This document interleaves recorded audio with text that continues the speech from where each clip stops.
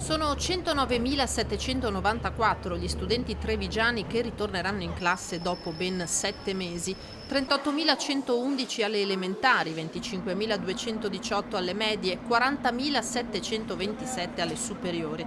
Istituti pronti ad accoglierli dal punto di vista logistico, sistema dei trasporti alla prova del fuoco, ma là dove l'ingranaggio rischia seriamente di incepparsi è sulla presenza degli insegnanti. C'è l'incognita legata ovviamente al personale docente e anche non, perché non sono state ancora completate le graduatorie o comunque ci sono ancora, probabilmente mancheranno appunto insegnanti, anche personale amministrativo e anche bidelli. Questo è un grosso vulnus, è un problema che deriva anche dal fatto che purtroppo su questi aspetti già in passato comunque le scuole partivano con questo deficit. Oltre 1.000 i docenti mancanti e sebbene il Ministero abbia autorizzato l'aumento degli organici per le nuove necessità legate al Covid, bisognerà fare i conti con quanti chiederanno di essere esentati per motivi di salute e quanti risponderanno no alla chiamata in Veneto per timore magari dell'alto numero di contagi.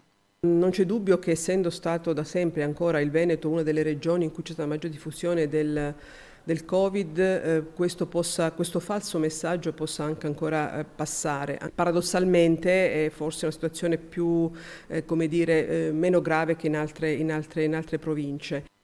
Il prefetto Laganassi augura che prevalga la voglia di trovare un'occupazione di tanti giovani laureati. Alla vigilia del rientro in classe rivolge un pensiero e un augurio a tutti i protagonisti di questo inedito anno scolastico. Mi sento di fare un richiamo di responsabilità, innanzitutto a tutto il personale, a tutti gli attori coinvolti, le famiglie, il personale docente che già si spende molto per cercare appunto di non enfatizzare quelle che sono le difficoltà, ma di trovare i percorsi per superarle. Ai ragazzi anche questo, quello di, probabilmente ai ragazzi più grandi, diciamo delle superiori, proprio questo di far tesoro di questa esperienza, di riflettere sulle limitazioni e sugli aspetti negativi di quel periodo e quindi di apprezzare al meglio e di aiutare con i loro comportamenti la ripresa delle lezioni.